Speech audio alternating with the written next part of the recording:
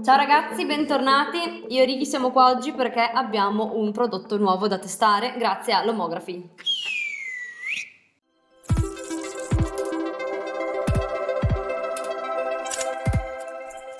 Lo testiamo questo pomeriggio, quindi adesso super introduzione, super breve solo per dirvi che cos'è. È una lente artistica fondamentalmente.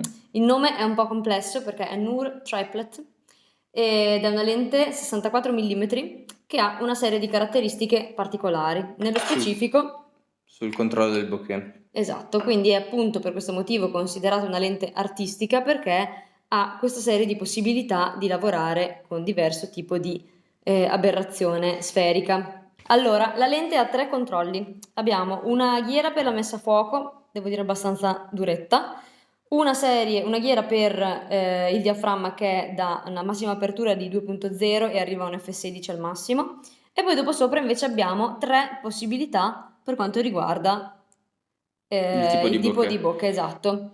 È un po' una cosa sulla falsariga del daguerreotype Acromat perché ci mette il controllo del bokeh, ma io in questo caso apprezzo, devo dire, il fatto che non debba più mettere dentro le cose. Sì, esatto, perché effettivamente quella lente c'era risultata un po' complessa perché aveva questa possibilità di cambiare proprio fisicamente il diaframma che andava a inserire con una serie di effetti geometrici. Esatto. Invece in questo Qua. caso c'è la leva che si sposta bellamente da una parte all'altra. Quello è figo, Molto oggettivamente. figo. Adesso oggi lo testeremo. Questo è quello in alluminio nero, la versione in alluminio nero, c'è anche la versione in ottone. Nello specifico Lomography ha appena lanciato questo prodotto, quindi c'è una campagna di crowdfunding in merito. Sì. Oggi lo andiamo a testare in comparazione con un obiettivo, diciamo, più classico che abbiamo È tutti, famoso. l'Helios 44, che anche questo qua c'ha un bokeh bello strano, non è controllabile come questo, ce n'ha uno. Sì. E diciamo che non è una cosa che volevano, Beh, soltanto che è una lentaccia russa che però risulta figa a livello È di molto video. famosa, ci sono 1000 video di utilizzo di questa lente perché Esatto. obiettivamente è considerata una lente spettacolare per fare ritratti, quindi ovviamente quando parliamo di aperture importanti. Ah, si leva il cappuccio. Sì, ok. si leva il paraluce. No, era giusto per capire se ci andavano anche i filtri, sì, ci vanno. Sì, ci vanno ed è 55 credo. Ok, allora questo obiettivo lo fanno con 3 tipi di attacchi: attacco giusto. Sony, Sony E, Canon RF e Nikon Z. Ok, momento blasting degli attacchi nuovi di tipo mirrorless. Allora, li hanno fatti con la promessa, diciamo, sia Canon che Nikon, che così abbiamo la baionetta più grossa, c'entra più luce e quant'altro. Sì. Ok, io a livello di progetti ottici non vedo degli F07 a livello di commercio da Nikon. Nikon ci dovrebbe arrivare. Ci dovrebbe arrivare, d'accordo, ma a parte che quando mai ti servirà, cioè un conto è stiamo facendo Barry Lyndon, giriamo con le candeline e d'accordo, allora ci sta che stai girando F07, se no di solito 1,4 è più che sufficiente per tutto quello che devi fare, pure i matrimoni. Questa cosa si crea ovviamente un problema perché chiaramente... Perché queste lenti nuove le fanno con un tiraggio del cazzo. Cioè è proprio attaccato al sensore, perché le mirrorless sono proprio attaccate al sensore. Questo in realtà è attacco F. Questo qual è il problema? Che dopo diventano inadattabili. Cioè io questo coso qua lo posso mettere solo su Nikon Z, solo su Nikon RF, solo su Canon RF, solo su Sony. Cioè queste lenti non diventano adattabili poi più su diversi sistemi, come l'attacco L di Panasonic. E quindi oggi useremo la mia Z6 II perché ovviamente abbiamo l'attacco Z. Perché è l'unica che ci va. Esatto, e quindi la useremo sia per l'ambito foto che per l'ambito video per farvi vedere un paragone delle due cose. E scateremo in esterna qualcosa un pochino più a luce del tramonto e qualcosa invece in notturna per utilizzare al meglio quello che pensiamo siano ovviamente l'effetto del bokeh dietro. Interessante. Esatto, avendo delle luci nel background. Non lo proviamo in analogico per il discorso del tiraggio. È impossibile, quindi ce la facciamo andare bene, lavoreremo solo in digitale e vi faremo vedere qualcosa del backstage che adesso andiamo a realizzare e qualcosa degli scatti e del girato finale. Ci vediamo dopo.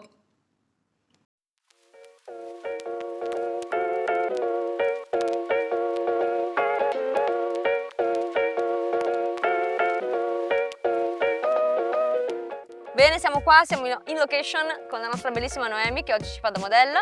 Sì. Dunque, io ho già l'Helios, no l'Helios. Dai, grande. Grande, brava. Ho già on camera il nostro Nur Triplet. Triplet. Io ho già in camera la lente di Lomography, quindi siamo pronti. Ho già fatto qualche esperimento, effettivamente c'è una grossa differenza quando passiamo da un effetto di bokeh all'altro. Vi faremo vedere un po' di immagini e quindi scattiamo qualcosa, poi dopo giriamo in modo da vedere anche l'effetto proprio a livello video e niente, adesso ci divertiamo a scattare.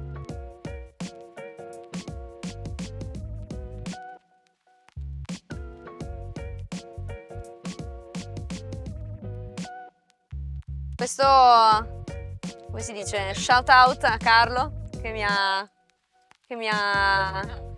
vuole che io faccia la fotografa professionista. Mi ha preso l'esposimetro. Allora, confrontando in post i due file, quello girato con la lente Nord Triplet e l'Helios, mi viene da dire che la Nord Triplet sicuramente è più contrastata rispetto all'Helios, che è un po' più slavato come look. L'Helios ha questo effetto bokeh molto particolare che è appunto tipico di questa lente, il motivo per cui si compra questa lente, che ti dà questo effetto bokeh tutto ovale che porta tutta l'attenzione sul soggetto al centro, ma c'è anche una certa perdita di definizione sui bordi che invece la lente Lomography non ha. Da questo punto di vista è diciamo più versatile.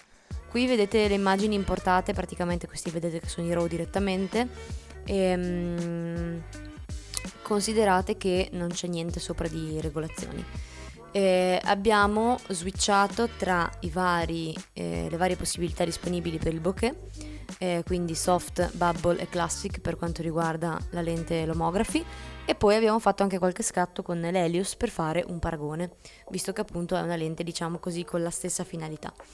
Primissimi scatti che abbiamo fatto, questa serie è fatta con l'effetto bubble, vedete che è veramente importante l'effetto dietro.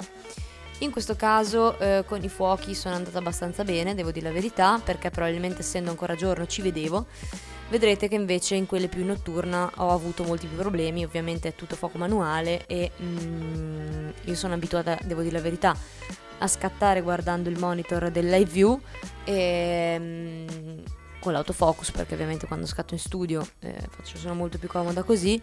In questo caso ho scattato chiaramente guardando nell'oculare e di notte soprattutto vedrete che ho fatto fatica. Chiaramente ho scattato a tutta apertura perché sennò chiaramente non avremmo visto bene quelle che erano le caratteristiche della lente. Nel caso in cui vi interessi, qui sotto a sinistra vedete i parametri di scatto, quindi 125 ISO, un 500 di secondo. Qui erano circa le 5 e mezza, 6 del pomeriggio, quindi ancora c'era abbastanza luce.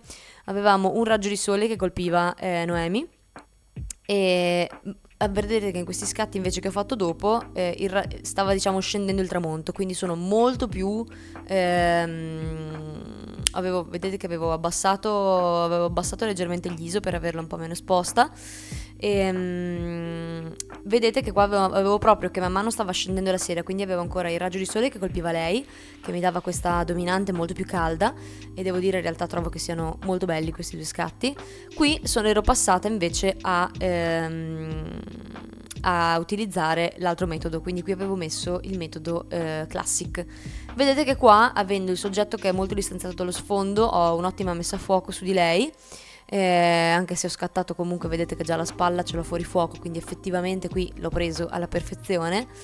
E questi due scatti credo che siano molto belli come atmosfera, sono molto end of summer direi come mood.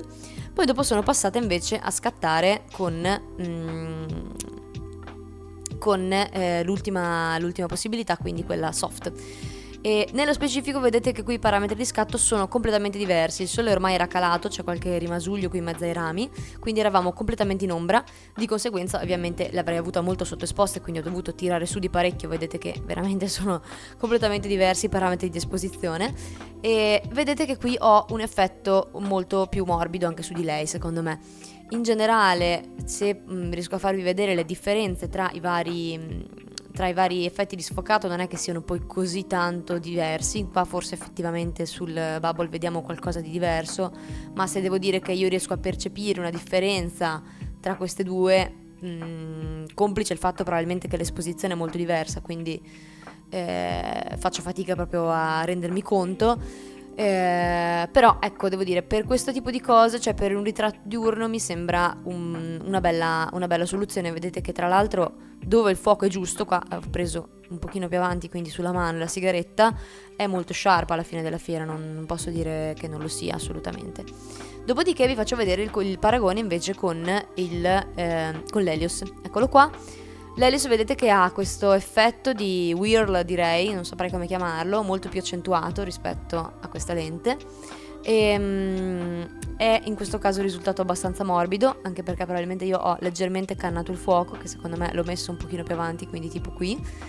Ecco, diciamo che qui almeno vi riesco a far vedere bene quella che è la differenza tra i due, proprio i due bocche diversi. Eccoci qua. Proprio direi che l'effetto è abbastanza diverso. Se devo dire cosa preferisco tra queste due, per quanto mi riguarda vince la lente di Lomo. Mi sembra più gradevole, mi dà un po' fastidio questo effetto spirale, un po' too much per i miei gusti. Al termine di questa sessione, diciamo tardo pomeridiana, abbiamo iniziato a scattare al calare del sole, quindi ci siamo spostati, abbiamo completamente cambiato mood e abbiamo usato un paio di lucine di Ricky, di quelle piccoline portatili per insomma illuminarci leggermente la nostra bellissima modella, e abbiamo scattato in questo caso sotto un sottopassaggio. In questo caso questo scatto che vedete è realizzato con l'Helios e qui devo dire ho trovato più semplice scattare con l'Helios che non con la lente di Lomography. Probabilmente perché è veramente a tutta apertura, in generale entrambe, non voglio, cioè il problema vale per entrambe per quanto mi riguarda, è veramente complicato mettere a fuoco correttamente, nel senso che obiettivamente è tosta. L'effetto mi piace molto, questo è, vedete anche qui non è perfettissimo il fuoco, direi su questa ciocca di capelli. L'effetto in generale di questo set mi sembra molto bello. Abbiamo messo queste due lucine di schiarita appena per illuminarla un attimo e questi qui sono gli scatti fatti con quindi l'Helios. Vi faccio adesso vedere invece quelli fatti con la lente di Lomography. Uno, ne ho selezionati ovviamente solo un paio, 2 e 3. Allora, questo scatto per me è stupendo. Ovviamente vedete che il mio amico fuoco, ma Dio, forse qua non è neanche tanto una questione di fuoco, qua forse questo più che altro è un micromosso. È un micromosso perché vedete che qui stavo scattando a un ottantesimo di secondo e qua, vabbè, qua pure, però qua li ho imbroccati. Ok, qui li ho imbroccati e qui invece ho fatto più fatica.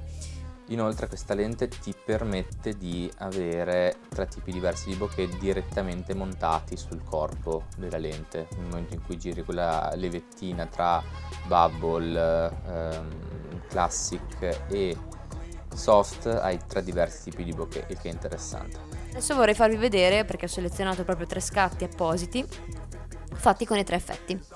Quindi nello specifico qui abbiate pazienza per i fuochi, ne ho scelti 3 più o meno, abbiamo fatto, diciamo, li abbiamo fatti in sequenza proprio per avere soltanto il paragone tra i vari effetti di bokeh, e quindi abbiate pazienza se non sono con dei fuochi perfetti o scatti perfetti, ma non era quello il fulcro. In questo caso abbiamo il bubble, la possibilità bubble, che è molto carina, secondo me è molto figa. Qui in mezzo abbiamo invece quello classic, che vedete che è leggermente meno palloncino, cioè comunque tondo perfetto, ma vedete che qui ho questa specie di pallina interna che qui ho meno, ok? E poi per ultimo invece abbiamo quello soft che vedete è molto più soft. Ovviamente le macchine cambiavano, i verdi che vedete erano un semaforo, che qui in fondo era evidentemente rosso. Però secondo me, allora se devo dare io una mia opinione, io voto per questo. Voto per questo perché mi dà un po' fastidio avere così tanto precise queste... insomma, i punti così precisi mi danno un po' fastidio, li preferisco un pochino più blurred. Quindi questo per quanto riguarda il secondo set, che a mio avviso onestamente è veramente molto bello, molto figo. E insomma, cosa volete dire? Ecco, qua per esempio credo di preferire invece lo sfocato dell'Helios, che vedete è molto diverso in termini proprio di resa del bokeh. Vedete che qui proprio ho una differenza a livello geometrico di di quello che è l'effetto, ok? E qua io preferisco questo perché mi rende meno questo effetto a pallini che in certi casi magari è adatto, in altri casi magari è un po' too much. L'unica criticità che ho trovato, diciamo, nell'utilizzo di questa lente è il fatto che il diaframma sia davanti nel corpo proprio rispetto al fuoco, e diciamo che la maggior parte delle lenti, forse tutte le lenti con cui mi sia capitato di girare, hanno il diaframma dietro, e diciamo che questo è un problema, diciamo, di abitudine, perché nel momento in cui impari questa cosa ovviamente non la sbagli più. Sono io che sono un po' rincoglionito e intendevo sbagliare appunto girando il diaframma invece del fuoco, e mi chiedevo perché diventasse più buia davanti a me l'immagine. Benissimo, ultimo set che siamo andati a realizzare, invece ci siamo spostati su una scala con dietro queste luci. Qua, brega, cioè i fuochi, io sono impazzita, giuro, sembravo idiota. Vi assicuro che sono stata veramente, ho cercato di stare attenta e li ho cannati in maniera esagerata. E abbiamo un po' ciappinato con le luci perché non eravamo molto convinti della combinazione, quindi vedete questa prima serie in cui lei ha questa luce, diciamo, rossa come main light, questa schiaritina verde. E qua stavo lavorando con l'Helios. Vedete che qui mi risulta abbastanza sharp. Dopodiché invece ho fatto una serie in cui lei era seduta lungo questa scala e le ho fatte tutte quante invece con la lente lomography. E i miei fuochi sono andati bellamente a quel paese. Sempre discorso misto fuoco barra tempo, perché qui vedete che ero a un 60° di secondo, quindi misto delle due cose che sicuramente non aiutano. Questa l'ho beccata perfettamente sharp, perfettamente no, nel senso che qua effettivamente secondo me si parla proprio di... Oddio, forse qua è più sharp sul capello, quindi anche qui ci ho cannato ma questione di veramente di centimetri, per cui chiaramente a F2 la profondità di campo è ridottissima, quindi effettivamente bisogna stare belli attenti. Vedete che questa serie per me è stupenda. Ho questo leggero, direi, micromosso sulla mano. Lei però è abbastanza sharp, secondo me. Diciamo che questa lente, questa forse è la più sharp di tutte. Diciamo che questa lente in generale è sicuramente una lente da ritratto. Non l'abbiamo testata a chiusure importanti, probabilmente a chiusure importanti regge bene a livello di sharpness, perché alla fine quando il fuoco lo imbrocchi, cioè non posso dire che sia una lente poco nitida. Diciamo che, ecco, la panoramica, se vogliamo proprio fare una panoramica di quello che ho ottenuto, di sicuro è una lente che da ritrattista troverei godibile. Sapete che io principalmente mi occupo di altro e obiettivamente credo che abbiamo fatto 3 set belli, interessanti, diversi. Diciamo, per chi non è maniaco delle cose super sharp, dei fuochi super perfetti, eccetera eccetera, sicuramente è una lente molto interessante, ed è molto interessante quando si lavora ad aperture importanti, ovviamente. Diciamo che se fosse stata fatta questa lente con un attacco, con un tiraggio più, diciamo, più lontano, come quello che può essere il tiraggio di una reflex, quindi attacco Nikon F o attacco Canon F, diciamo che era più facile da adattare su diversi corpi macchina. Ad esempio abbiamo dovuto girare con la Nikon Z2, la Nikon Z6 II, perché sulla mia Blackmagic non ci andava questa lente, molto banalmente. Mentre invece ad esempio l'Helios, da questo punto di vista, lo metti su qualsiasi cosa. Quindi insomma io devo dire do un voto positivo al netto del fatto che bisogna sicuramente imparare a usarla, a maneggiarla un po' di più. Noi l'abbiamo testata ovviamente in una giornata, quindi non è che chissà quanto abbiamo scattato, però sicuramente a livello video è molto interessante poter giocare con una lente del genere, quindi direi che possiamo raccomandarla e possiamo invitarvi sicuramente a fare qualche test non appena sarà disponibile.